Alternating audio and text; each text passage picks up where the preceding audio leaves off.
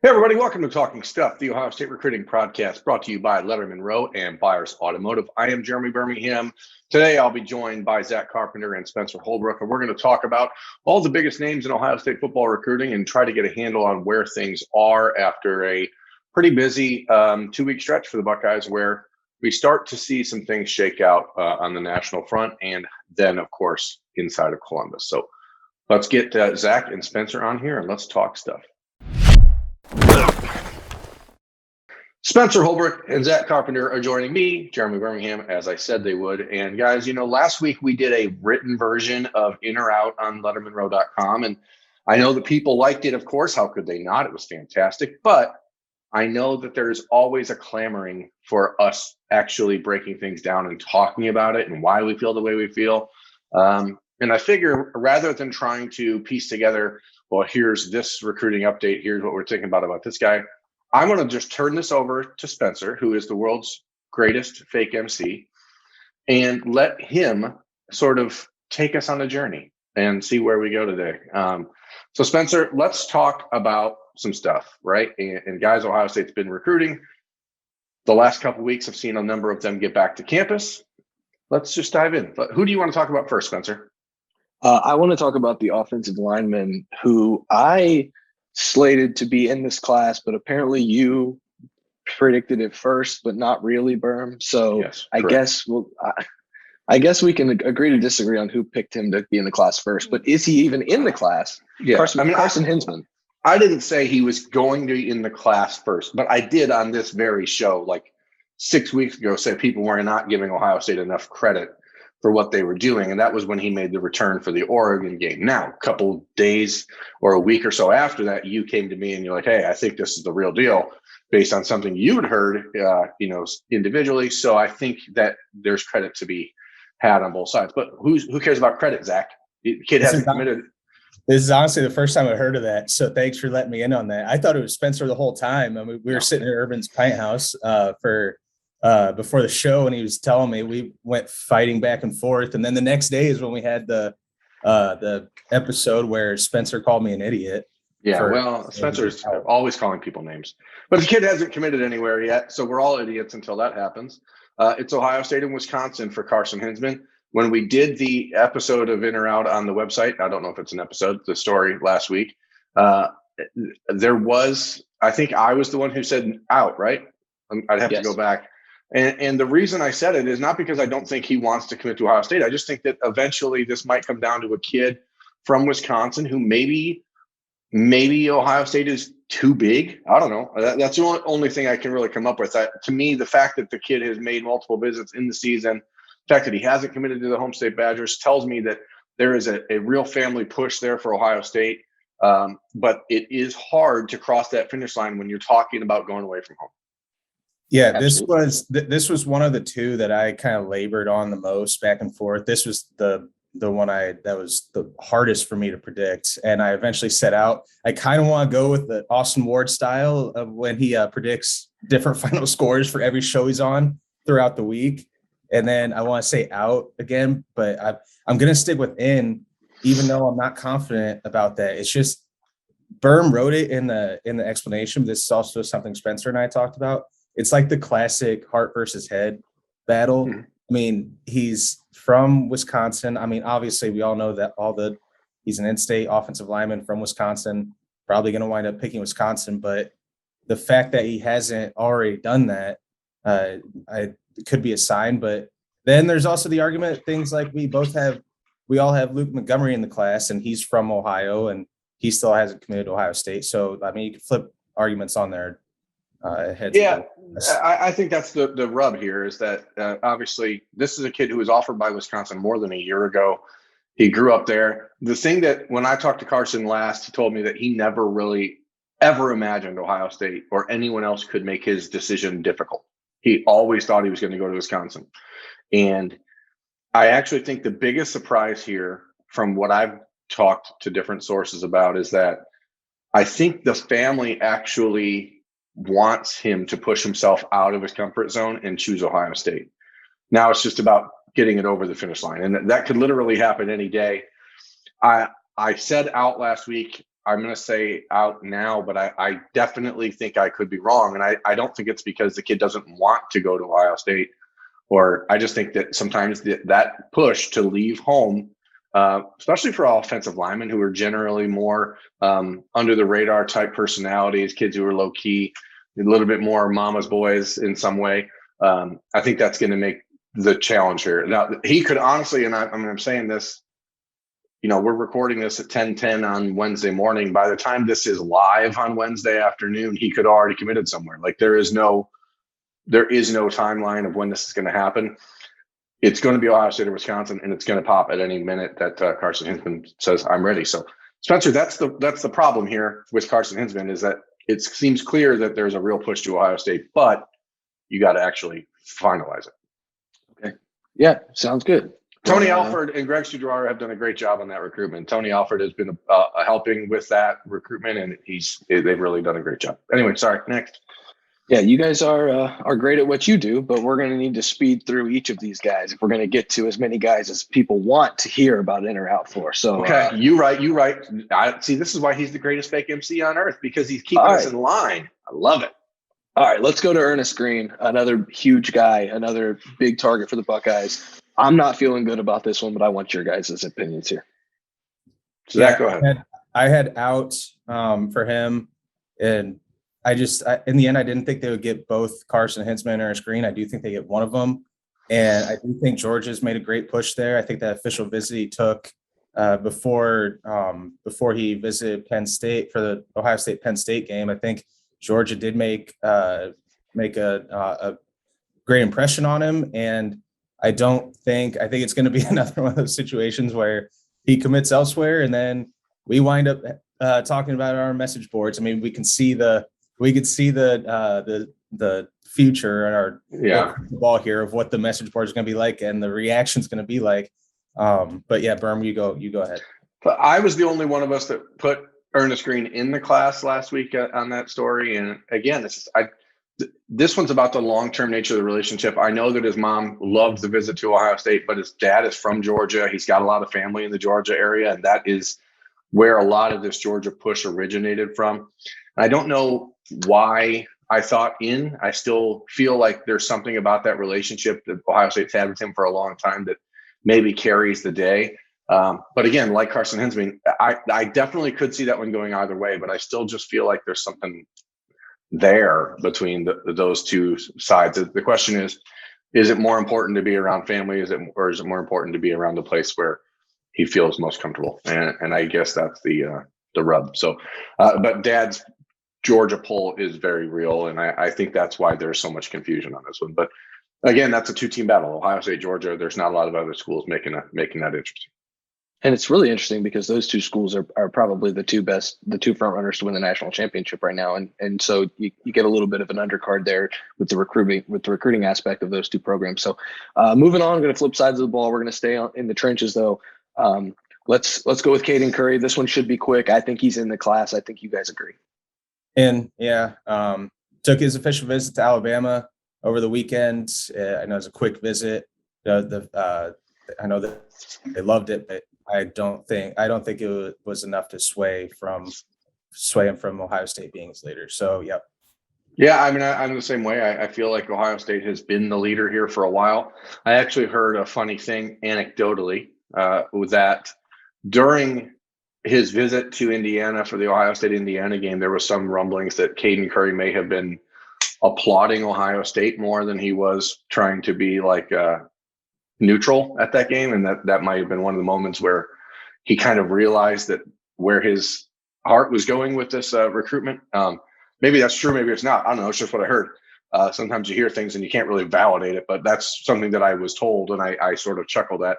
I think Kaden Curry is going to commit to Ohio State, and Zach is as dialed in that relationship as anyone in the country. I think that's something that could happen again, like Carson Hinsman, almost at any time. Caden's not the type of kid who's going to try to make a big scene about it. Yeah, he's one of the most low-key recruits I've covered in the past 2+ years of doing this. And I don't know if he'll drop it at any moment. I know that the plan is for him to wait until after the playoffs, and his team's probably going to make a return to the state championship game, probably win the state championship game. So might be a few weeks away there, but No, but still nothing, like you said, nothing would surprise me because of how low key he is about the process. He had planned to, he had a commitment date in mind for early October and then just decided to scratch it. And like you said, I talked to him about the Ohio State Indiana game. And I think it was during like the third or fourth quarter where the OH chants started raining down from inside Indiana Stadium, kind of like the 2019 Ohio State Michigan game at the Big House. Yeah. And I know he took note of that, and he said it was the loudest he's ever heard that stadium, which is kind of funny to me. All right. Let's stay on the defensive line, maybe move outside a little more. I don't know where Kaden Curry is going to end up playing, but let's go with Amari Abor. I'm still saying in. I think it's a battle for right now. I think it's a battle against time more than anything else. Ohio State has prioritized Abor for a while. The other top schools in the mix here, like Texas A&M and Alabama, continue to sort of pussyfoot around. Like they're not really diving all the way in with Amari Abor for some reason. I don't know what it is. Maybe it's because Texas A&M is going to sign like 7 other 5-star defensive linemen. I don't know. Maybe you just have to prioritize, but I think it's Ohio State. Yeah, my mind's flipped on this since we did the written. I had him out, but I think I'm going to switch to in here because some of the defensive line dominoes that are falling. I mean, Texas A&M, Alabama, they're starting to fill out their defensive line classes, or seem like they're on the verge of, like with the instance of Shamar Stewart, Texas A&M. I think that, like Berm said, if Texas A&M and Alabama aren't prioritizing him like Ohio State is, and they seem to be going different routes with taking other defensive linemen, I think that's going to open up an avenue for it to be all Ohio State here. I am going to disagree, and it's nothing that you guys have said, but there are some guys, and this might sound weird, but I think it's a real thing. There are some guys who they're just SEC players, or they're a Big 12 player. This guy's definitely a Big 10 player. I always saw Kaden Curry as a Big 10 player. I think Amari Abor is an SEC player. And I think that he's just a guy who's going to stay in the South. I don't think there's anything Ohio State's done wrong in this relationship. It's a weird feeling that I have that this is a guy who wants to play in the South. And I think that's where he's going to end up. So I'm going to say out. So maybe it's just my dumb MC mind that's doing that. But he just kind of feels to me like an SEC guy. So let me ask a question, because me and Spencer talked about that. He does feel like an SEC type of kid, type of player. But it feels like a defensive lineman, Larry Johnson's kind of on his own, that renegade, that he might be able to take SEC type players when they don't feel like they maybe fit the Big Ten mold. I'm wondering, I wasn't around obviously for the recruitment of Chase Young. Did he feel like an SEC player at the time, or did he feel like a Big Ten player at the time? What was kind of the vibe there? Chase committed to Ohio State in the summer. It was pretty early. It was always Ohio State, Alabama. I mean, there was it was Ohio State or Alabama essentially for Chase. And that was just a relationship with Larry Johnson, because Larry in the DMV and the Maryland area is so respected and well known that once Chase made a couple of visits to campus, it was never going to be anyone but Ohio State. But with Amari, I know what you guys are saying. I mean, he's a little bit swaggy, a little swaggier than what we've seen Ohio State recruit in the last few years. But the reality here is that the race may not be Ohio State versus the SEC. It may be Ohio State versus the SEC's clock, because if Alabama, A&M, these other schools aren't making a push, Texas is making a push, but they're still floundering. So I don't think that you're going to see Abor willingly jump on that grenade yet. But it's just about time. If he wants to commit any time in the next 6 weeks, none of these other schools have made him a priority. Ohio State has, so that's why I think it's Buckeyes. All right, well, that's a good explanation, and I appreciate your honesty, Jerome. Let's go with Euro Canoe. I'm still going to say in. I have the feeling that the relationship between him and Larry Johnson, more importantly, or maybe as importantly, between his mom and Larry Johnson, I think is going to make a big impact here whenever he makes his decision. I know he's planning on publicly announcing at the January 8th All-American Bowl, but I love how he's gone on record multiple times as saying, I'm going to silently commit and then not announce it until January. And then he's not early enrolling though, for whatever it's worth. So I guess that's going to work out for him. But I think that's a situation, the silent commit thing, where you see a kid who's not from the United States and doesn't necessarily understand the nuance of the recruiting world at this point, because there is no such thing as a silent commitment. It may not be public, but it is not private at that point. Once you tell the coaching staff, they tell someone, then the media, and then the media tells other people in the media, and then it becomes a well-known thing. It's interesting in talking to different sources around the Georgia program after the visit to Georgia this weekend. Heard one side of it say that they think it's Ohio State and Georgia, and another side of it saying they think it's Georgia and Oklahoma, and that Ohio State is out, or that Ohio State is running behind the Sooners and the Bulldogs. And the only thing I can really think of trying to figure this out is with Hero, who is obviously a really big personality, great, like fun-loving, really personable kid. I wonder if, similarly to Carson Hinsman, if just the city of Columbus and the vibe of Ohio State might be too big for him. Personality-wise, he might want something a little bit more college towny as opposed to a big city.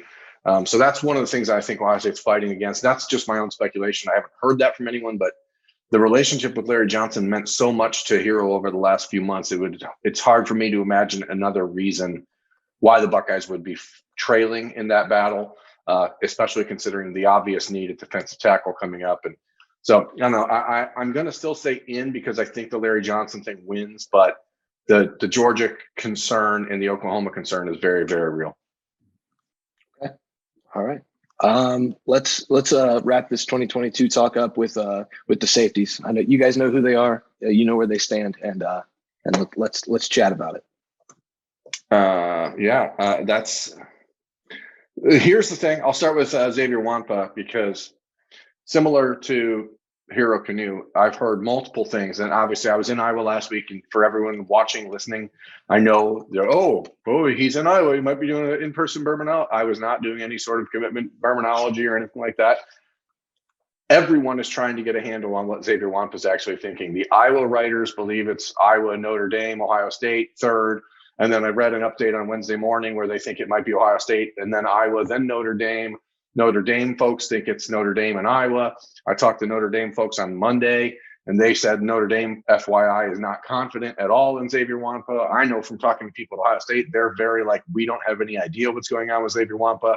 The Ohio State commits, who are always very pro, like, okay, Xavier's coming, are now like, we don't know what's going on with Xavier. Like, he is handling this thing as well as anyone. And I don't think he's doing it on purpose. It's just his personality. He's very low key, isn't trying to pump this up for any sort of cloud or anything like that.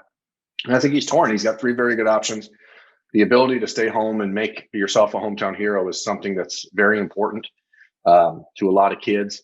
But Ohio State, to me, the Ronnie Hickman role at Ohio State is so perfectly suited for what Xavier Wampa does as a football player. That's ultimately why I still think he's going to pick Ohio State. And I think actually that he'll be helped by the fact that Ronnie Hickman, to me, is now an NFL player and may end up heading off to the NFL after this year, where he probably wasn't thinking about it 4 months ago. And I think that could help Ohio State give Xavier a path to playing time, which is important to him. Yeah, I mean, first of all, when you say he's a low-key, laid-back kind of guy, when I saw him a couple months ago, I asked him, I'm like, dude, are you shy? Like, admit it. He's like, no, I'm not shy, blah, blah. It's like, yeah, he kind of is. Like, so that's one minor reason for why we're getting so many different, like you said, so many different opinions and feelings about this recruitment. And I'm glad you talked about the Ronnie Hickman thing, because I've been hammering this point home for weeks, months now, that I think the number one thing for him is going to come down to development and vision.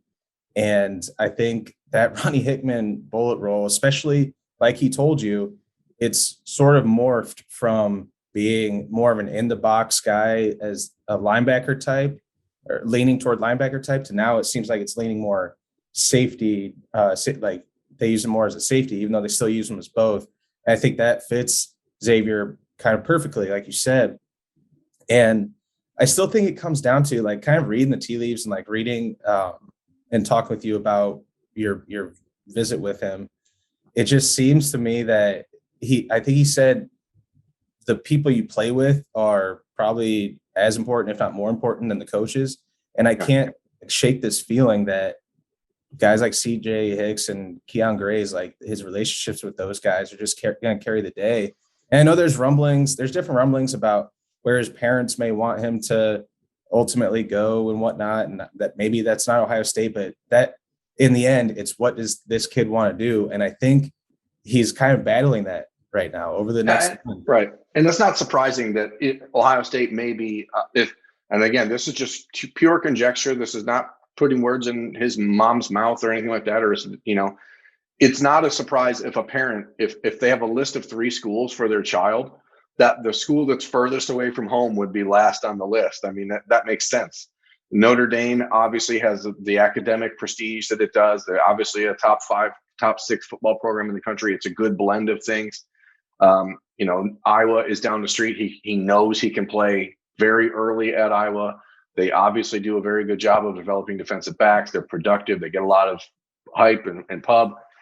It's just a lot of different things in the mix. I still think recruiting, Spencer, comes down to what? Comfort relationship, the cars. And to me, we're not talking about the Alabama cars here, folks. We're talking about the Ohio State comfort and relationships cars. And I think that this is just a situation where now that you can actually get cars because of name, image, and likeness, you can actually get that as well. So I think that I still think in. Zach, in or out? In. Zion Branch. You guys are breaking all the rules, so I want a one-word answer. Zion Branch, in or out? I'm limiting you guys to one word. In. Oh, wow. Okay, let's go to 2023. Zachariah Branch. Wow, look what I just did there. In. Okay, so now we can start to break things down a little bit more. I just wanted to get those 2 out of the way. All right, let's talk about Sonny Styles. 5-star guy, top 5 player in the country, right down the street from Ohio State.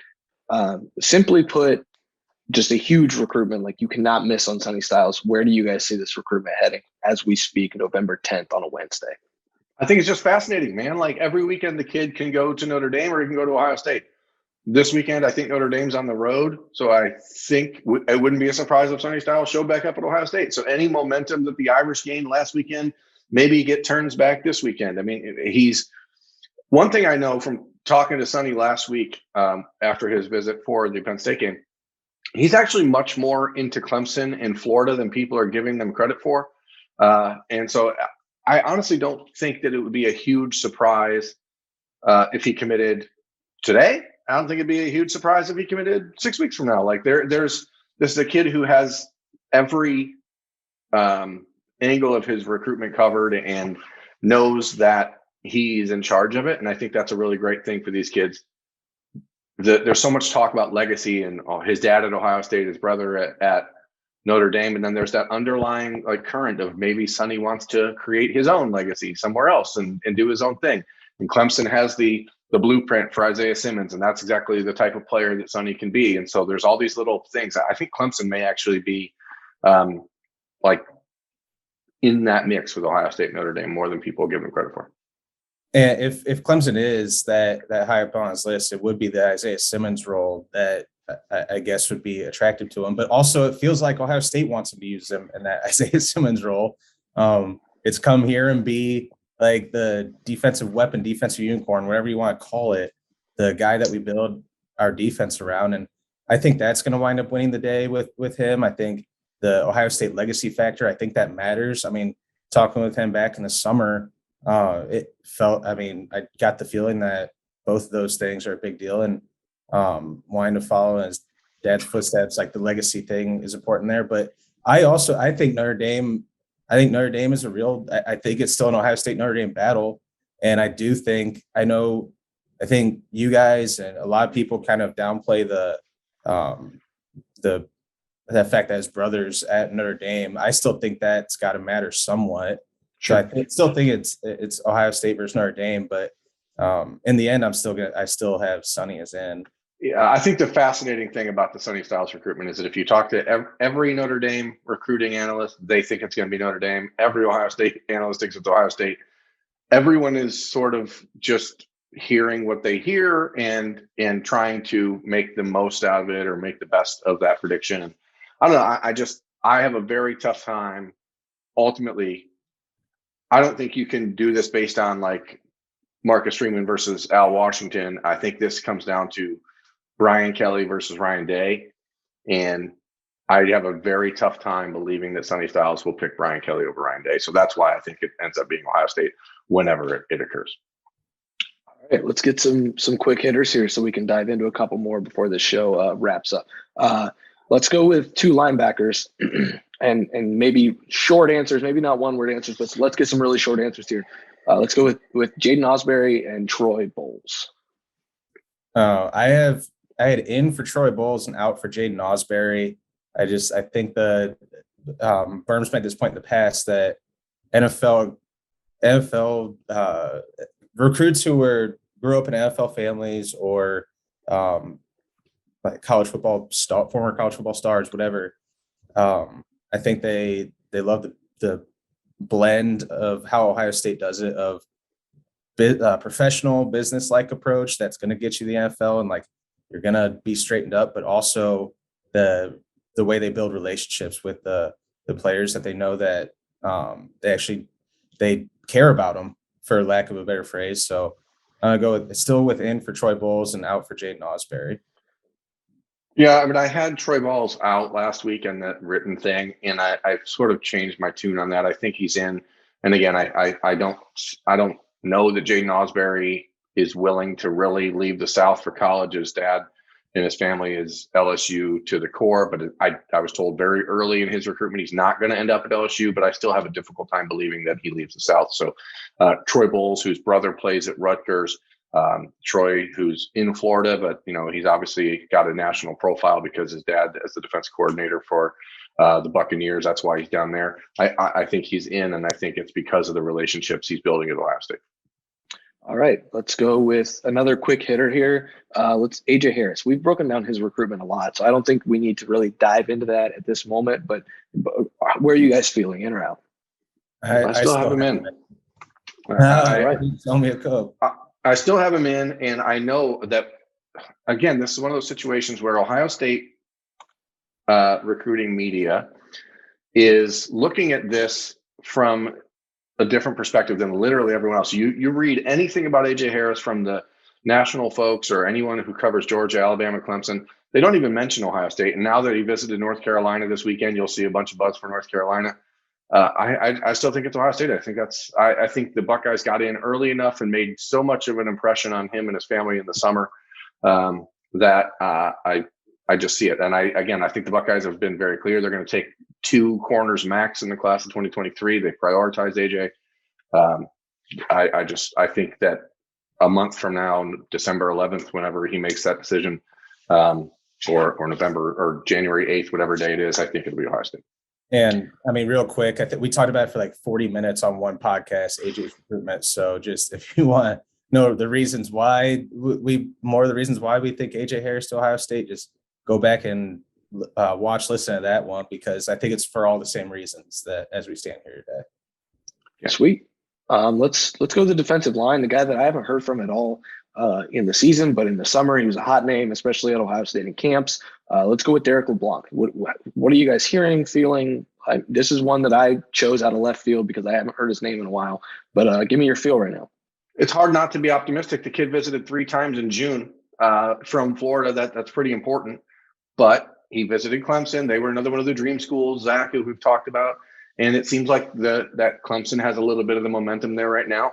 Ohio State does this weird thing, and I think people don't really understand. I don't even understand it. And sometimes they don't really do a lot of recruiting in the season because they're so focused on winning a championship that they don't really spend a lot of their time recruiting. They've had their off week. Larry Johnson went to chase down a bunch of 2022 targets rather than 2023 targets. And I just don't think that they've had a lot of time to really put back into that class when there's still only 1 defensive lineman committed in 22 and they want 4 or 5. So I just don't think they've pushed there because they're focused on 22 first. But I still think he's obviously a very interested player. He's visited 3 times. You don't do that unless you're super serious about the school. Yeah, dangerous, Dan Mullen. You're going to say they don't recruit during the season. We'll talk about that after the season. Well, obviously they recruit, but you know what I mean? They're not trying super hard to push kids for commitments or stuff during the season. Yeah. I felt incredibly optimistic. I thought Derek LeBlanc was going to be the first commit in the class, or one of the first, which I guess he still could be as we stand here today. I think it felt like he was on the verge of a commitment and then backed off. I have him as out right now. I know for the same reasons Berm said are why I want to say he's in, but I think that he winds up in the South as we sit here on November 10th. Yeah, I'm going to say out, but again, I think that it's a battle that changes a lot once the season ends and he gets back up and they get a chance to really review his junior film and see where things are at. So the focus for Ohio State on the defensive line is finding the guys to fill out the 22 class, and so that slowed down some of that, I think. All right, we got two quick ones and then one that I'll let you guys dive into a little bit. The two quick ones are Carnell, Tate, and Richard Young. We've talked about them a lot, and so I just wanted to see what you guys are feeling right now. I think in on both. In on both. Okay. In on both. Now, I will add an asterisk. There's been some scuttlebutting out there about Tony Alford and like the Akron job and stuff like that. So obviously that could be a huge curveball. If something like that happened, it's back to square one because the relationship between Alford and Young is what makes it so special. Carnell, Tate, I still think it's Ohio State. Sorry. All right. Wow. Let's get to the last guy. Last guy. Who is it? Last guy is Peyton Kirkland. Ooh, good one. I think he's going to be in. I know I've talked to a lot of offensive linemen over the past couple months, and I get the feeling that both him and Luke Montgomery are two that have like legitimately good relationships with Greg Studrawa. Like sometimes with Studrawa, it's a personality mismatch where some of the targets, some of the recruits don't really vibe with him, his personality, coaching style, whatever. And I think Peyton Kirkland's one where those two things do match up. And I'm going to have him as in right now. Yeah, Peyton down there in Orlando, he is not an Orlando kid. He's actually a Chicago native. And I think that Midwest roots resonate between him and Stud. And I think that does help. He is visiting for the game on November 20th against Michigan State. And I don't think he's planning on a commitment anytime soon, but I'm just going to go ahead and say I'm not going to be surprised if he committed that weekend, just because if you look at the class of 2023 right now, obviously you have Josh Padilla now that he's in the mix. Austin Saravel down there at Lakota East is a player that Ohio State just offered, and I think he will end up being in the class in the next month or so. And he picked up Notre Dame, Cincinnati, Michigan State, a lot of schools and all that. So like he's now blowing up nationally. And then you have the push for Luke Montgomery. I just think that Peyton Kirkland might see an opportunity to cement his spot in the class and maybe not want to mess around with it. So I'm not saying he's on commitment watch or anything like that, but I'm just going to say I wouldn't be so shocked if he ended up committing coming out of that weekend, because I know the relationship with Ohio State is very good.